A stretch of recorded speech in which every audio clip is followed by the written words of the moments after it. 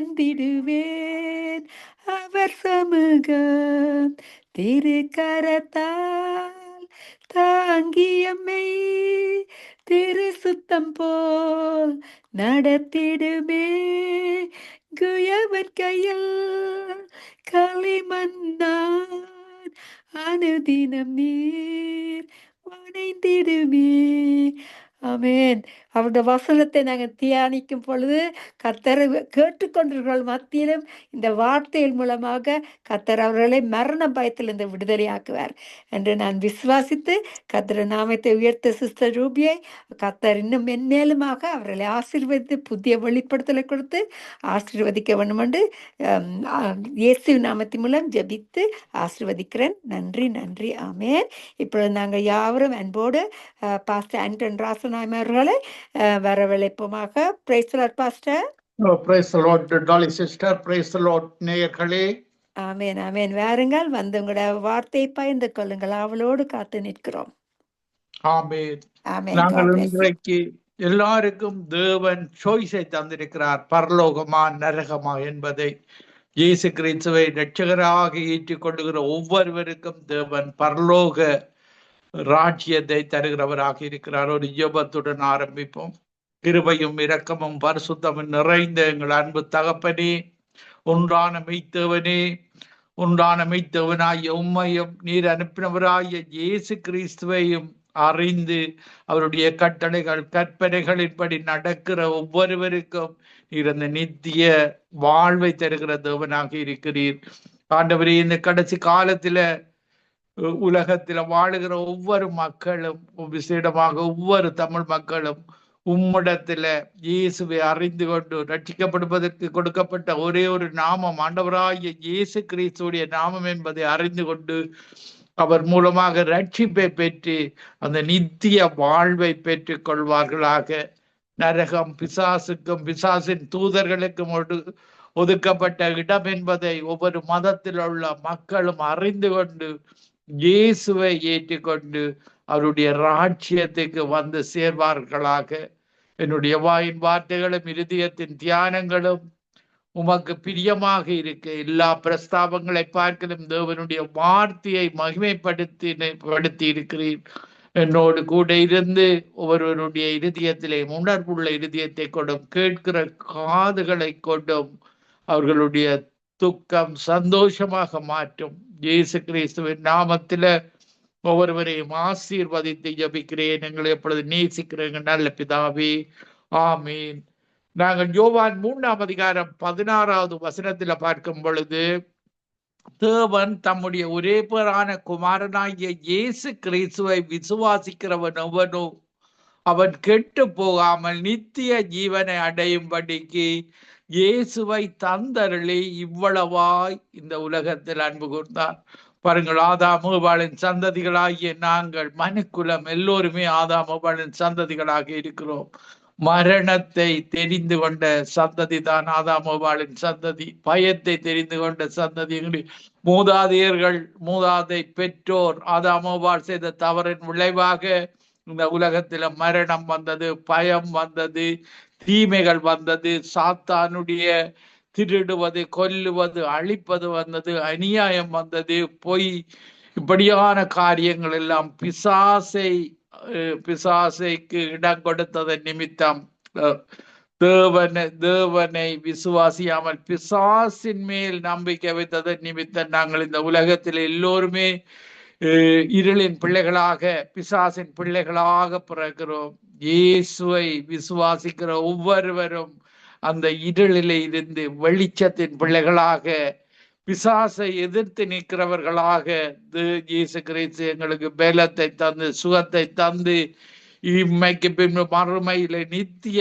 ஜீவனை தந்து இந்த பரிசுத்த ஆவியானவரை பரலோகத்திலே இருந்த அந்த நித்திய வாழ்வுதான் பரலோகமாக இருக்கிறது.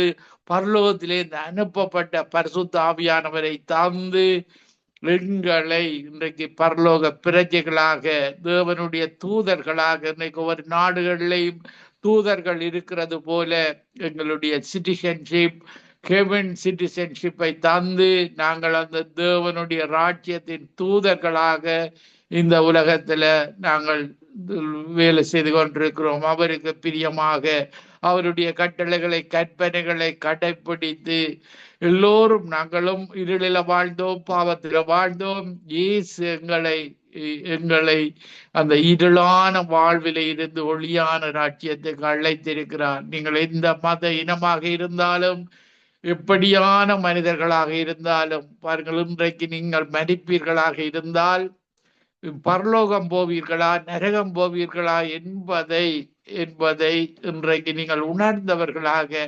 பரலோகத்துல தான் இயேசுவோடு வாழுகிற வாழ்வு, கவலை இல்லாத, கண்ணீர் இல்லாத, துக்கம் இல்லாத, மரணமே இல்லாத ஒரு வாழ்வு, ஒரு நித்திய வாழ்வு, சதா காலங்களிலும் வாழுகிற வாழ்வு, ஒரு அன்பின் ராட்சியத்துல வாழுகிற வாழ்வு. அந்த வாழ்வை நீங்கள் ஒருவருமே இழந்து விடக்கூடாது.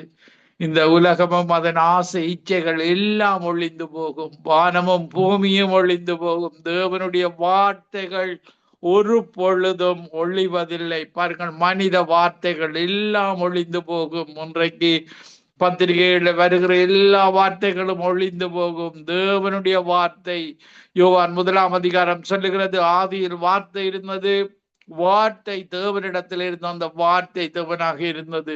அந்த வார்த்தையின்படி நாங்கள் நடக்கும் பொழுது எங்களுடைய வார்த்தை வாழ்வாகிறது. நாங்கள் இயேசுவாக மாறுகிறோம். நற்கிரிகைகளை செய்வதற்கு எங்களை ஆயத்தப்படுத்தி இருக்கிறார். இயேசுவை போல இந்த கடைசி காலத்துல வாழ்ந்து மரிக்க இயேசு எங்களுக்கு உதவி செய்கிறவராக இருக்கிறார்.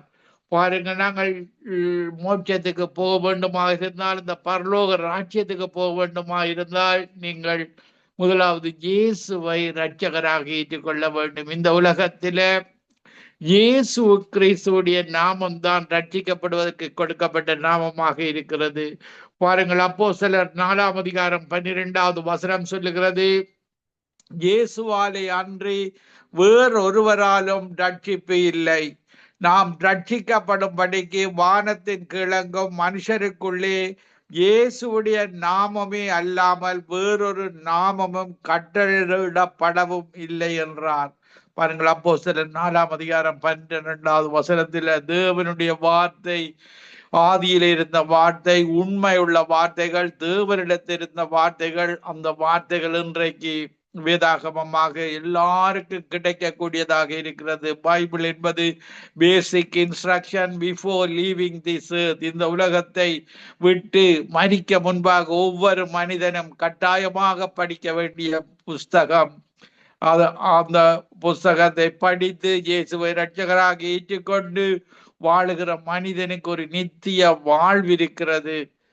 அந்த தேவனோடு, எங்களை படைத்த ஒன்றான மெய்த்தேவனோடு, இயேசுவோடு வாழுகிற வாழ்வு, இயேசு கிறிஸ்துவுக்குள் மரித்தவர்களை பார்க்கின்ற வாழ்வு. நாங்கள் இயேசு கிறிஸ்துவுக்குள்ள ஒரு மனிதன் மரிக்கும் பொழுது அந்த மனிதனை நாங்கள் பார்க்க முடியும், எங்களுடைய உற்றார் உறவினர்களை பார்க்க முடியும்.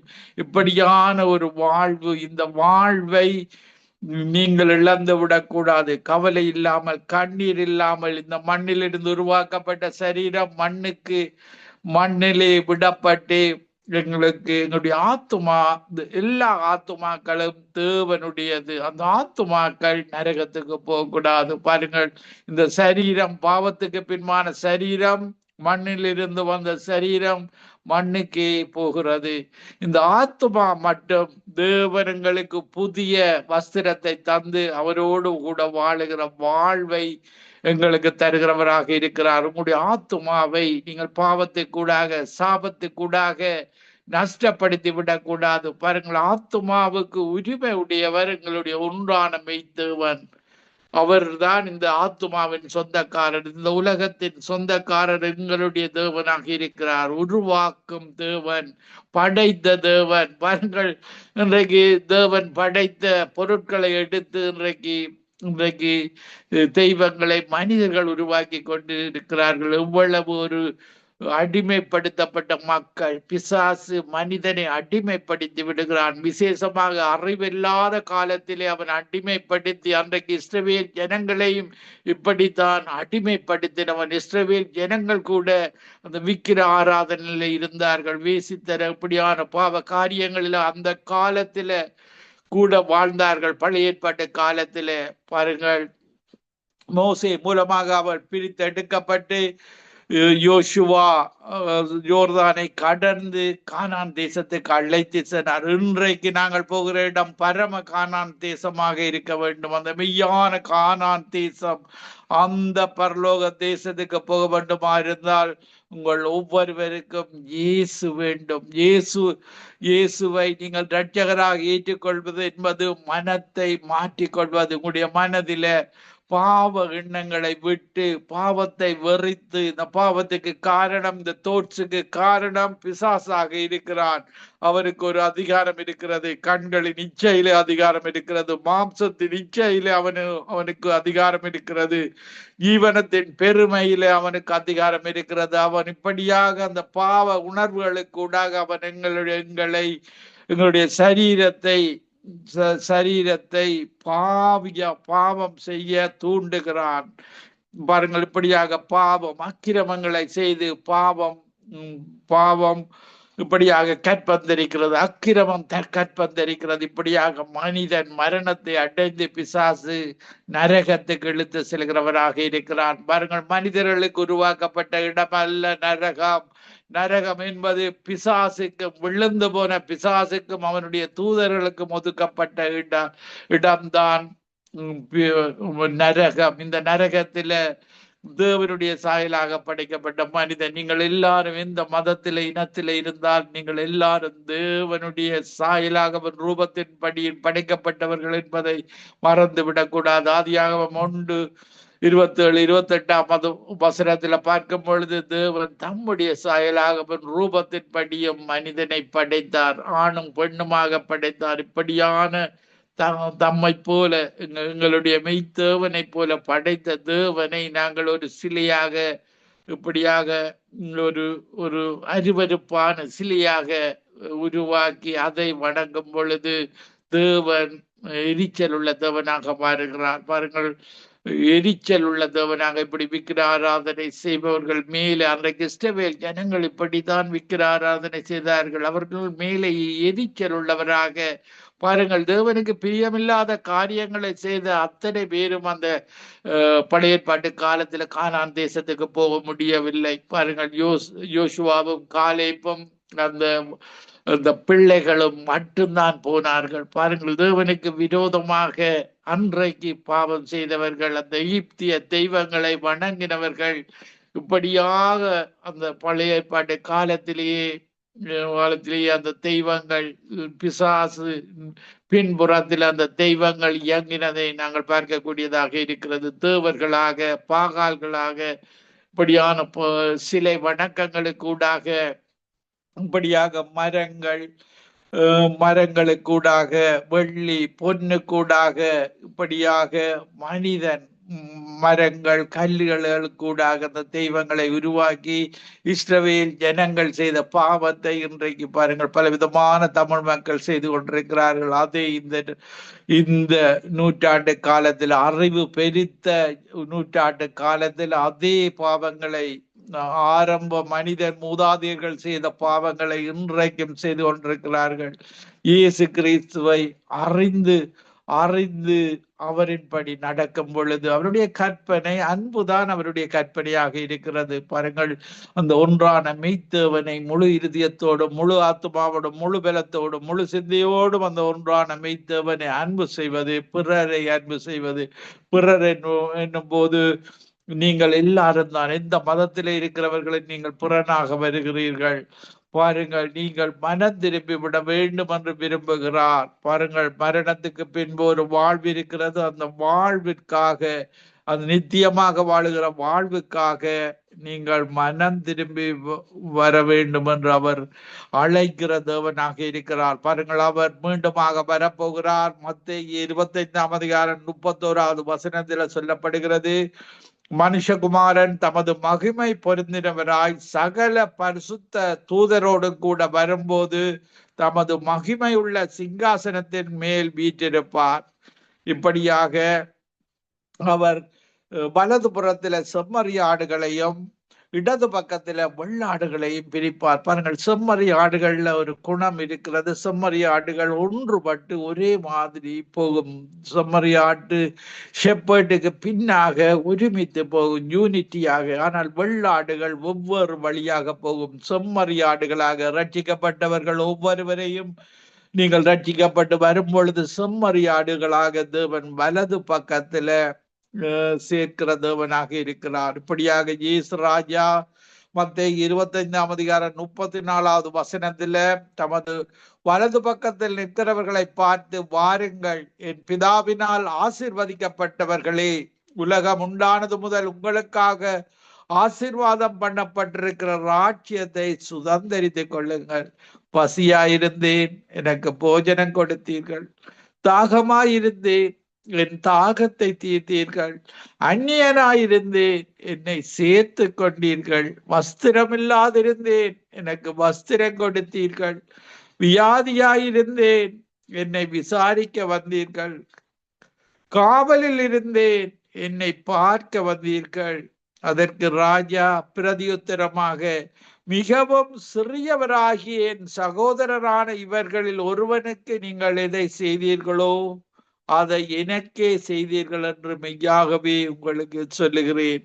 பாருங்கள், இப்படித்தான் நாங்கள் ஏழைகளுக்கு உதவும் பொழுது இயேசு அந்த உருவத்தில் இருக்கிறார். எந்த ஏழையாக இருந்தாலும், உணவில்லாத, தண்ணீர் இல்லாத, இப்படியாக வியாதியில இருக்கிறவர்களுக்காக ஜெபிக்கும் பொழுது, துதிக்கும் பொழுது அந்த உருவத்தில் இயேசு இருக்கிறார். இயேசு எங்களை தனக்கு உதவி செய்கிறதாக பார்க்கிறார். பாருங்கள், இப்படியாக அப்பொழுது மத்தேயு 25:41 வசனத்திலே இடது பக்கத்தில் நிற்கிறவர்களை பார்த்து அவர், சபிக்கப்பட்டவர்களே, என்னை விட்டு பிசாசுக்காகவும் அவன் தூதர்களுக்காகவும் ஆயத்தம் பண்ணப்பட்டிருக்கிற நித்திய அக்கினியிலே போங்கள். பாருங்கள், பிசாசுக்கும் தூதர்களுக்கும், அவனுடைய தூதர்கள், பாருங்கள், பிசாசில லூசிபரசும் அவனுடைய 3 தூதர்களும் விழுந்து போன தூதர்களாக, ஏஞ்சல்ஸாக இருந்து விழுந்து போனவர்கள், அவர்களுக்காக ஒதுக்கப்பட்ட இடம்தான் இந்த நரகம். இந்த நரகத்தில மனிதன் போகக்கூடாது என்ற விருப்பத்தோடு தான் இயேசு தன்னுயிரை கொடுத்தார். சகல மக்களுக்காகவும், உலகத்தில் உள்ள அத்தனை மக்களுக்காகவும் தன்னுயிரை கொடுத்து மண்ணுயிரை காப்பதற்காக இயேசு அந்த சிலுவை மரணத்தை ஏற்றுக்கொண்டார். அவருடைய இரத்தம் இன்றைக்கும் உயிருள்ள இரத்தமாக இருக்கிறது. மனிதன், பாருங்கள், நன்மை செய்கிற இயேசுவை விட்டு விட்டு தீமை செய்கிற பிசாசை அவன் அண்டிக் கொள்ளுகிறான்.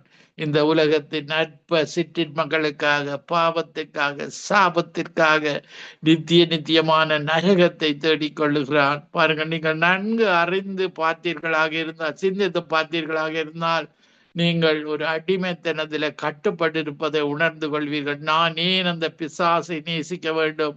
பிசாசின் கிரிகைகளை நானேன் செய்ய வேண்டும்? இயேசுவின் பக்கத்துல சமாதானம் இருக்கிறது, ஆசீர்வாதம் இருக்கிறது.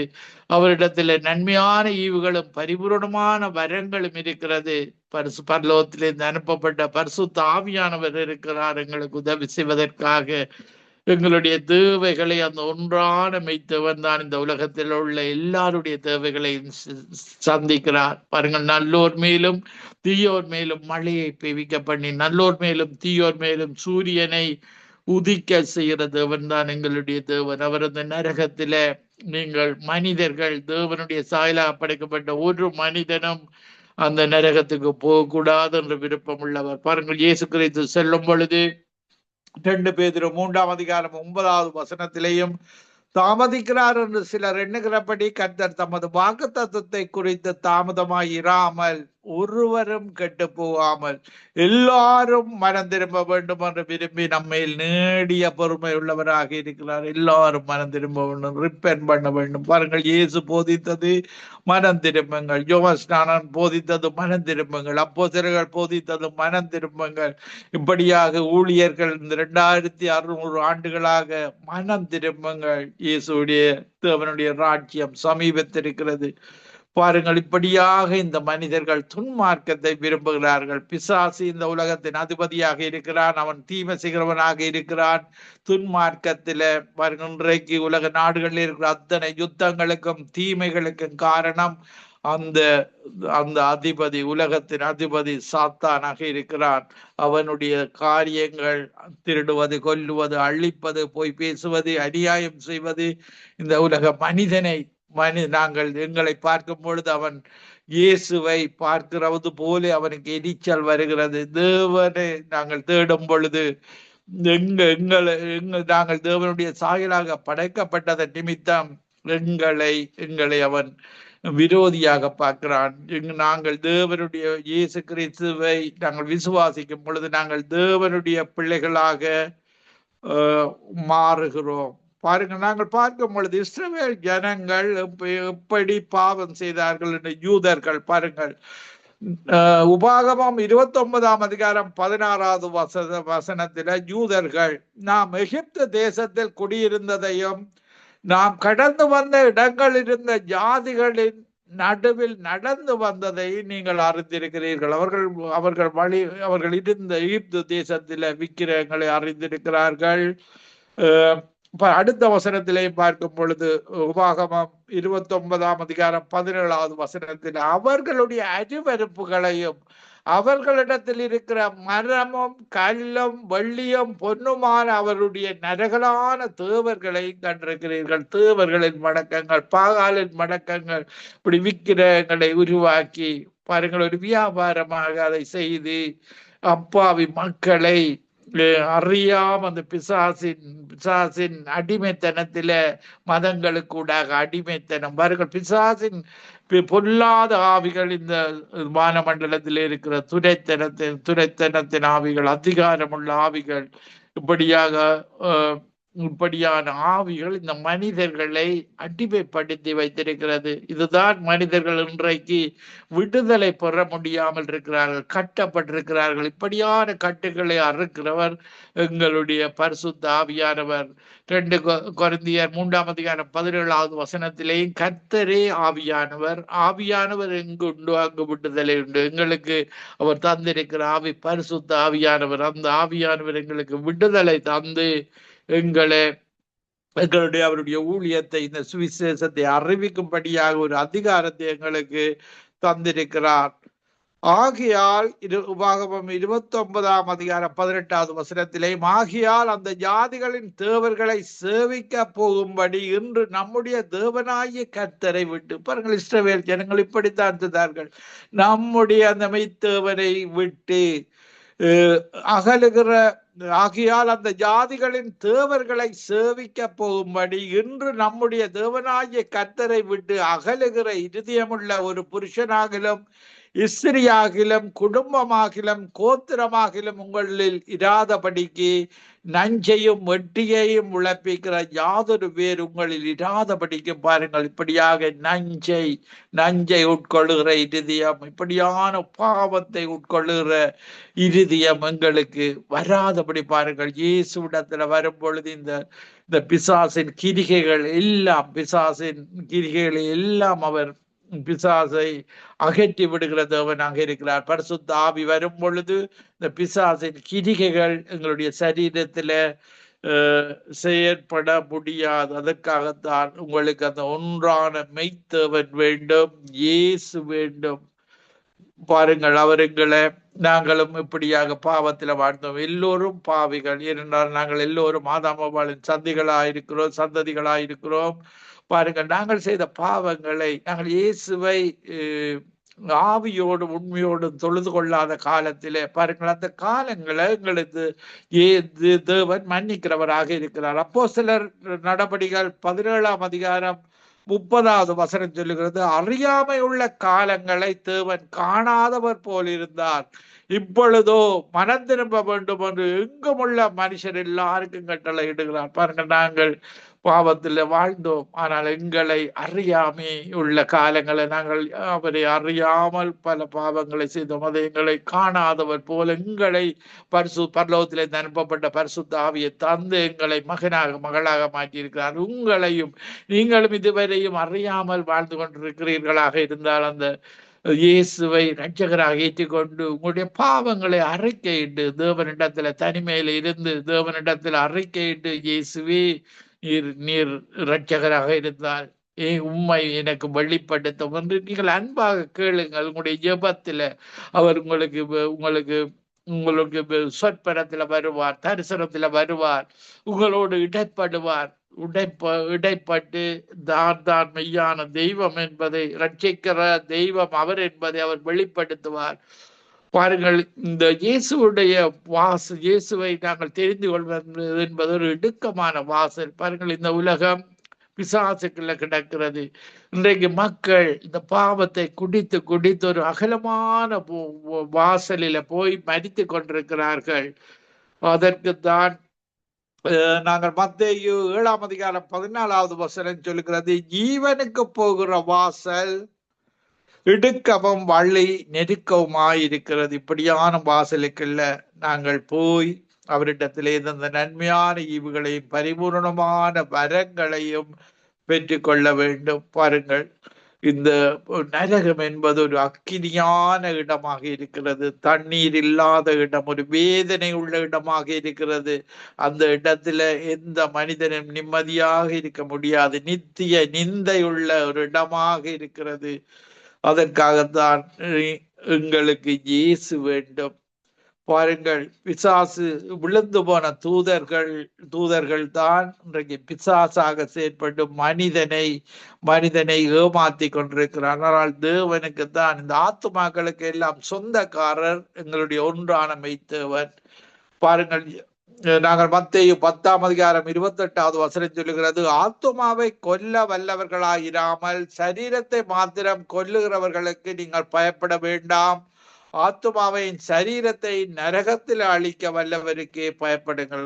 எங்களுடைய தேவனுக்குத்தான். அவர் ஆத்துமாவையும், பாவம் செய்கிற ஆத்துமா சாகும், நரகத்தில் அழிக்க வல்ல எங்களுடைய தேவன் தான் அதிகாரம் கூடியவர். தேவாதி தேவனாக, கர்த்தாதி கர்த்தராக அவர் இருக்கிறார். பாருங்க, அவர்தான் புதிய வானம் புதிய பூமியை படைத்து புதிய எருசலேமை கொண்டு வந்து அவரு கீழே நாங்கள் வாழுவோம். இந்த உலகத்தில நாங்கள் வெளிப்படுத்தின விசேஷம் 21:4 எங்கள் கண்ணீர் யாவையும் தேவன் துடைப்பார். இனி மரணம் இல்லை, அழுகை இல்லை. இப்படியாக கவலை இல்லாமல் வாழுகிற வாழ்வுதான் தேவனோடு வாழுகிற வாழ்வு. பாருங்கள், இப்படியாக பிசாசையும் அவர் தண்டிக்கிற தேவனாக இருக்கிறார். நீங்கள் இன்றைக்கு வணங்கி கொண்டிருக்கிற தேவர்கள், பாகால்கள், இந்த பொல்லாத ஆவிகளை எல்லாம் ஒரு நாள் தண்டிக்கிற தேவனாக இருக்கிறார். வெளிப்படுத்தின விசேஷம் 20:10 அவர்களை மோசம் போக்கிற பிசாசானவன் மிருகமும் கள்ளத்தீர்க்கதரிசியுமாயிருக்கிற இடமாகிய அக்கினியும் கந்தவுமான கடலிலே தள்ளப்பட்டான். அவர்கள் இரவும் பகலும் சதா காலங்களிலும் பாதிக்கப்படுவார்கள். இன்றைக்கு உங்களை துன்பப்படுத்தி கொண்டிருக்கிற பிசாசானவன், உங்களுடைய தெய்வங்கள், தேவர்கள், பாகால்கள், உங்களுடைய விக்கிரகங்கள் எல்லாம் நரகத்துல தள்ளப்படும். பாருங்கள், எங்களுடைய தேவன் தேவாதி தேவனாக இருக்கிறார். நான் ஒரு பாடலை பாடி உங்களுக்காக ஜெபிக்கிறேன். பரலோகமே உம்மை துதிப்பதா, கர்த்தாவே அங்கே வாழ்கிறீ, உம்மாலயத்தில் உம்மை துதிக்கிறோம். கர்த்தாவே எழுந்தருளும், துதிக்கிறோம், ஒன்றாக கூடி துதிக்கிறோம். அல்லேலூயா, துதிக்கிறோம்,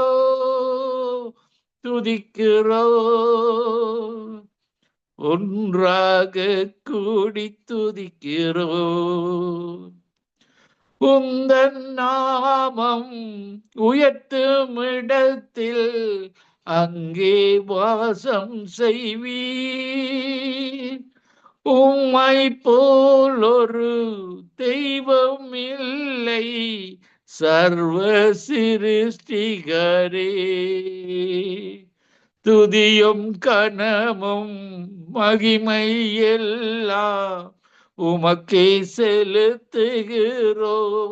ஆண்டவரே, இந்த நிகழ்ச்சியில இணைந்து கொண்டிருக்கிற ஒவ்வொருவருக்காகவும் ஜெபிக்கிறோம், துதிக்கிறோம், தோத்தரிக்கிறோம். நன்றியுள்ள இதயத்தோடு உம்மிடத்துல வந்திருக்கிறோம். ஆண்டவரே, இந்த நிகழ்ச்சியில இணைந்து கொண்டிருக்கிற ஒவ்வொருவருக்கும் பரலோக தரிசனத்தை கொடுக்கும்படியாக, ரட்சிக்கப்படாத ஒவ்வொருவருக்கும் உம்முடைய நீர் அவர்களோடு வெளிப்படும்படியாக, அவர்கள் உம்மை துதிக்க தோத்தரிக்க நன்மையான இவுகளையும் பரிபூர்ணமான வரங்களையும் பெற்றுக்கொள்ள பரலோகத்திலே அனுப்பப்பட்ட பரிசுத்த ஆவியானவரை இந்த நேரத்தில் பெற்றுக்கொள்ள நீர் உதவி செய்யும்படியாக, அப்பத்தை கேட்டால் கல்லை கொடுப்பேனா, மீனை கேட்டால் பாம்பை கொடுப்பேனா, முட்டையை கேட்டால் தேளை கொடுப்பேனா, பொல்லாதவர்களாகிய இந்த உலகத்து அப்பாக்கள் தங்கள் பிள்ளைகளுக்கு நல்ல ஈவுகளை கொடுக்க அறிந்திருக்கும் பொழுது நீர் இந்த நேரத்துல பரிசுத்த ஆவியை கொடுப்பது அதிக நிச்சயம் அல்லவா? பரிசுத்த ஆவியானவரே, ஒவ்வொருவர் மேலும் உச்சத்தலே இந்த உள்ளங்கால் வரைக்கும் இயேசுவின் நாமத்தில் இறங்குவீராக. இந்த name of Jesus, mighty name of Jesus, holy name of Jesus.